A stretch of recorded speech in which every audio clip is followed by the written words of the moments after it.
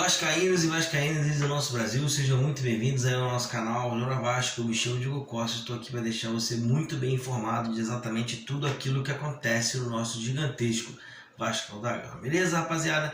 Então, nesse começo de vídeo eu vou pedir para você deixar aquele likezão que ajuda bastante, se inscreva no canal também para ajudar a chegar aos 1000 inscritos, e também eu peço a você ativar o sininho aí para toda vez que o YouTube, que nós subimos aqui um vídeo aqui no nosso canal, que o YouTube possa te notificar desse vídeo, você possa ir lá correndo assistir para ficar bem informado de primeira mão de exatamente tudo que acontece no Vasco. Também peço a você compartilhar esse vídeo aí nos grupos de WhatsApp aí dos torcedores do Vasco aí, que todo o país, para a gente conseguir deixar bem informado exatamente todos os vascaínos aí, que é assim impossível, né? Todos a gente acha que é impossível, mas boa parte da rapaziada que é ligada aí na internet. Beleza, rapaziada? Então vamos lá aqui para esse girão de notícias aqui do nosso Vascão da Gama, né, que tá muito bem recheado aí de notícias. Vamos lá para a primeira notícia, que é o que nos interessa, né, gente?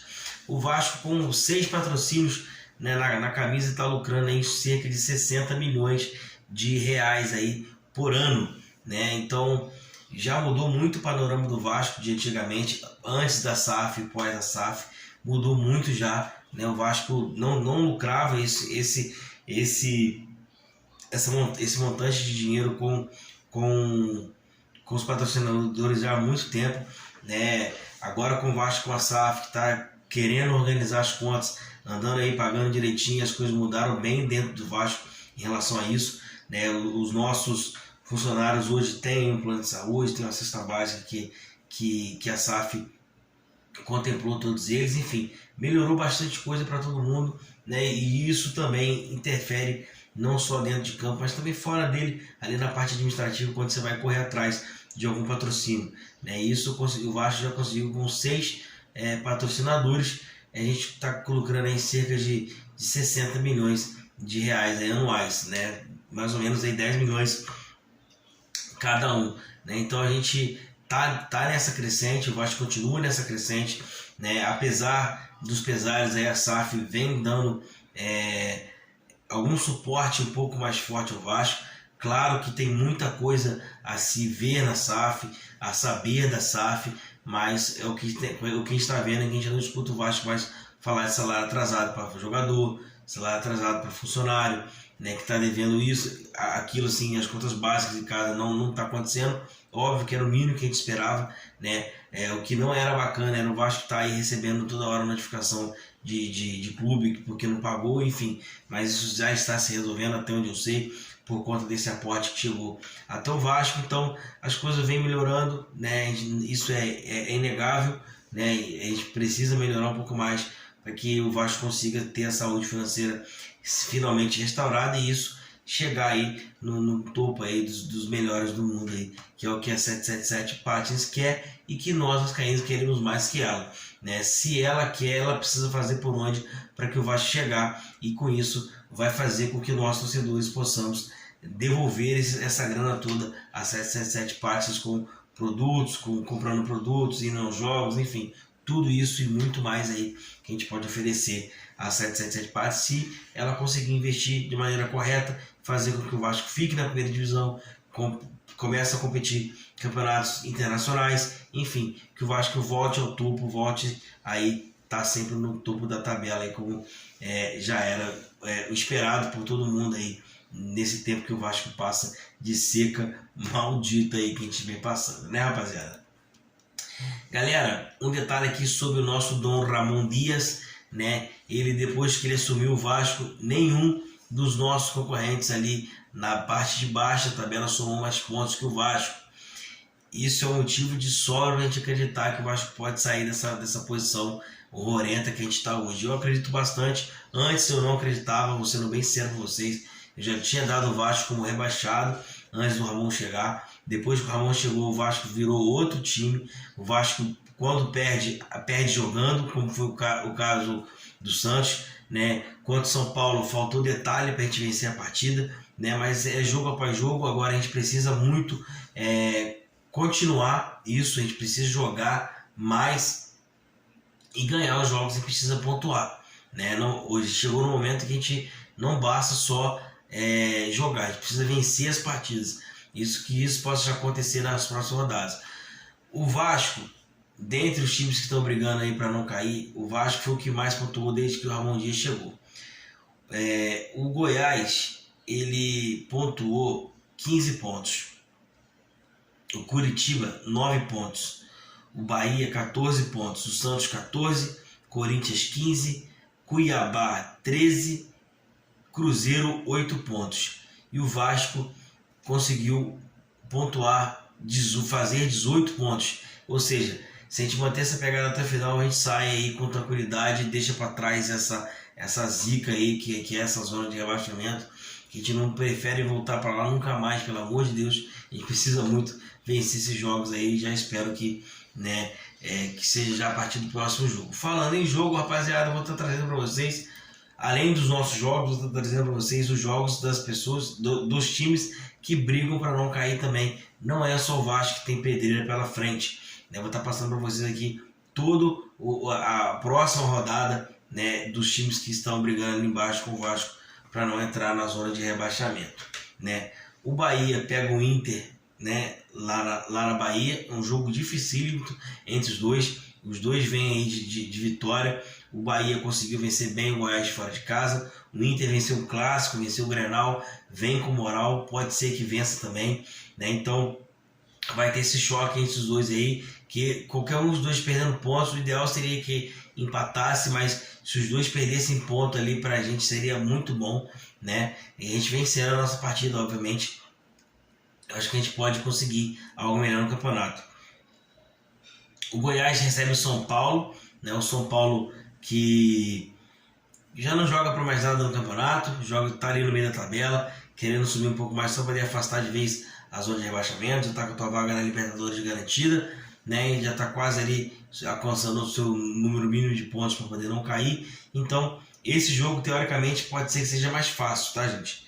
Eu acredito que pode ser um pouco mais fácil, porque o São Paulo jogou muito relaxado contra o Vasco não conseguiu aproveitar, Se ele entrar da mesma forma que entra contra o Goiás, eu acho que o Goiás vence essa partida, Tudo que a gente não quer, mas eu acho que o Goiás possa vencer essa partida.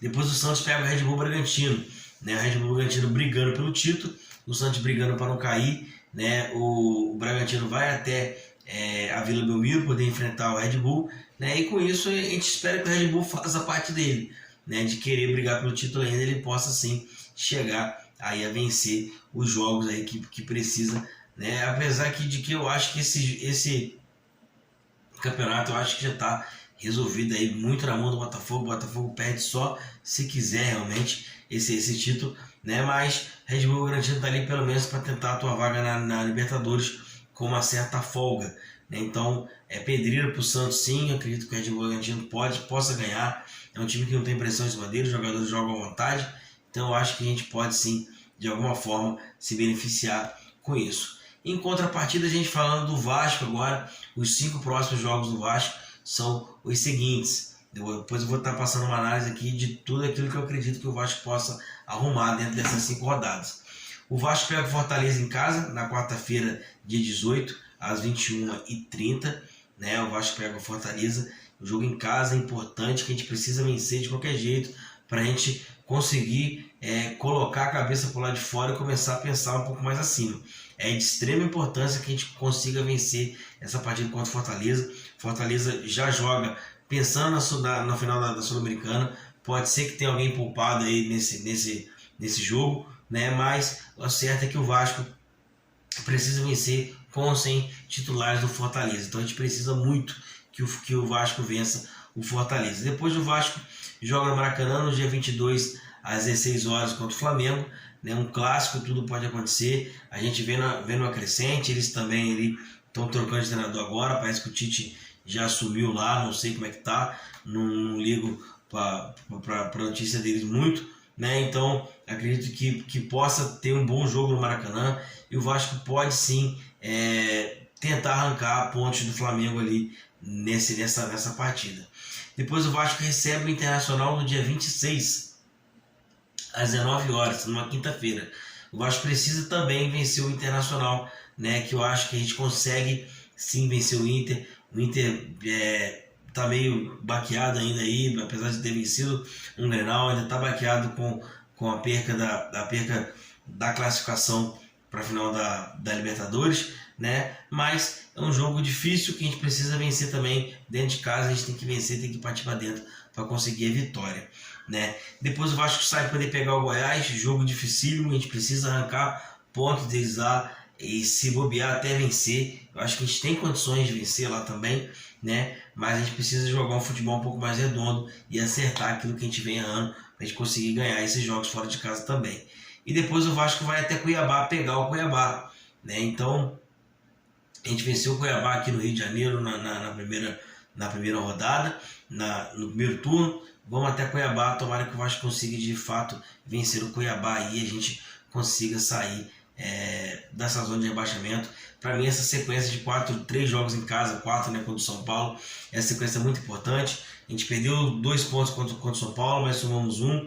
Precisamos vencer o Fortaleza para inteirar 4 pontos. Depois que o Flamengo, se a vitória vier, excelente, mas é um jogo de clássico que a gente precisa estudar bem para que consiga fazer um bom jogo e sair com a vitória.